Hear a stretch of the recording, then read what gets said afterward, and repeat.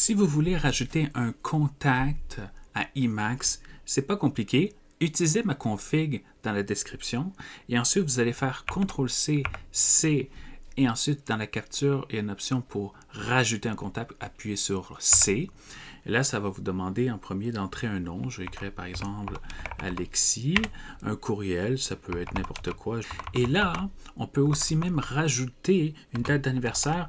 Suivez le format de année, mois, jour, OK? Et ici, on va faire un test. Très important, si vous voulez que ça se finalise, que ça se rajoute à la liste de contacts, il faut terminer la capture en faisant CTRL-C, CTRL-C. OK? Donc maintenant, c'est rajouté à ma liste de contacts. Mais je vais vous montrer quelque chose de vraiment cool, c'est qu'on va ouvrir l'agenda. CTRL-C, A, A. Et là, vous voyez que ça dit il y a un anniversaire d'Alexis. Et là, ça ne va pas s'afficher normalement par défaut. Il y a quelque chose que vous devez comprendre, OK? C'est qu'il y a un fichier que j'ai rajouté, que vous allez aussi créer, et je vais vous le montrer, ça sera vraiment pas long. Ça s'appelle Birthdays. Donc, vous allez créer celui-ci. Très simple, ça s'écrit de cette façon-ci. Et ça, c'est important que ça se trouve dans le sous-dossier Agenda, ou en tout cas que vous le rajoutez à la liste des fichiers org agenda.